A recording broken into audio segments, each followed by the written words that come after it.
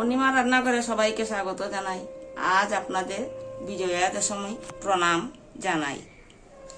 আজ রেসিপি অল্প অল্প তৈরি করব, আপনাদের দেখাবো, অল্প অল্প নিয়েও দেখাবো, কারণ অনেক ঝামেলা, জ্বর ঝামেলা যাচ্ছে, তাই দেখাতে পারছি না পুরা সঠিকভাবে।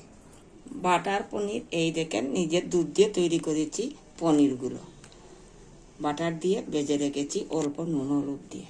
এই ফুলকপি ভেজে রেখে দিয়েছি নুন হলুদ ও তৈল দিয়ে। আলু ঠিক সেইভাবে ভেজে রেখেছি।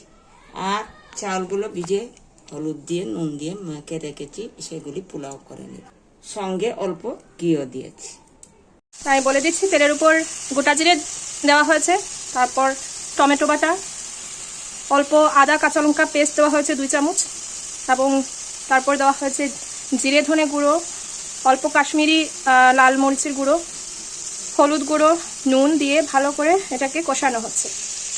এবার দিয়ে দেওয়া হলো নুন হলুদ দিয়ে ভেজে রাখা আলু ও ফুলকপির টুকরাগুলো।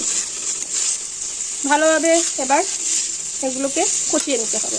দিলাম জল, ঝোল হয়ে গেছে, এবারে নামিয়ে নিচ্ছি। এই যে বাটার পনির মশলা, তেলের মধ্যে অল্প তেল এবং বাটার মিশিয়ে দিয়েছিলাম, তারপর গোটা জিরে দিয়েছি, তেলের মধ্যে অল্প টমেটো বাটা, তারপর জিরে গুঁড়ো, ধনে গুঁড়ো, অল্প আদা কাঁচা লঙ্কা পেস্ট এবং হলুদ গুঁড়ো দিয়েছি। তারপর অল্প হয়ে আসার পর অল্প কাজু বাদাম বাটা দিয়ে ভালো করে কষিয়ে পনিরগুলো দিয়ে জল দিয়ে দিয়েছি।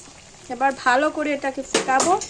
ফুটানো হয়ে গেলেই হয়ে যাবে বাটার পনির মশলা। আপনারা চাইলে কাশ্মীরি লঙ্কার গুঁড়ো দিতে পারেন, কিন্তু আমি দিইনি, কারণ আমি কাঁচা লঙ্কা বাটা বেশ অনেকটাই দিয়েছি, তাই আর দিইনি। আর এখানে নিয়েছি এলাচ, দারচিনি, লবঙ্গ এবং গোলমরিচ, এগুলোকে একটু থেতলে নিয়েছি। এপাশে নিয়েছি কাজু, কিশমিশ, এগুলোকে আমি অল্প ঘি দিয়ে ভেজে রেখে দেব। বসিয়েছি গরম জল, জলের চালের ডাবল জল দিতে হয়, তাই 1.5 বাটি চাল দিয়েছি, তাই আমি এখানে 3 বাটি জল দিয়েছি। যে পাত্র দিয়ে আপনারা মাপবেন সেই পাত্রে জল দেবেন। তেল গরম হয়ে গিয়েছে, দিয়ে দিচ্ছি গোটা গরম মশলাগুলো।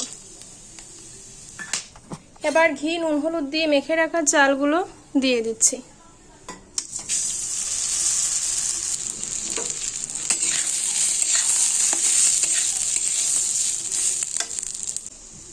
এই যে সুন্দর করে ভেজে নিয়েছি, এবার দিয়ে দেব ফুটিয়ে রাখা গরম জল।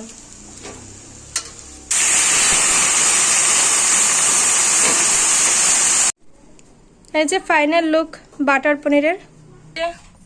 আলু ফুলকপি কষা, এই যে বাসন্তী পোলাও। ক্যামেরা যদিও ভালো আসছে না, কিন্তু এমনিতে খুব সুন্দর হয়েছে দেখতে। এই যে একবার দেখিয়ে নিই আপনাদেরকে ফাইনাল লুক।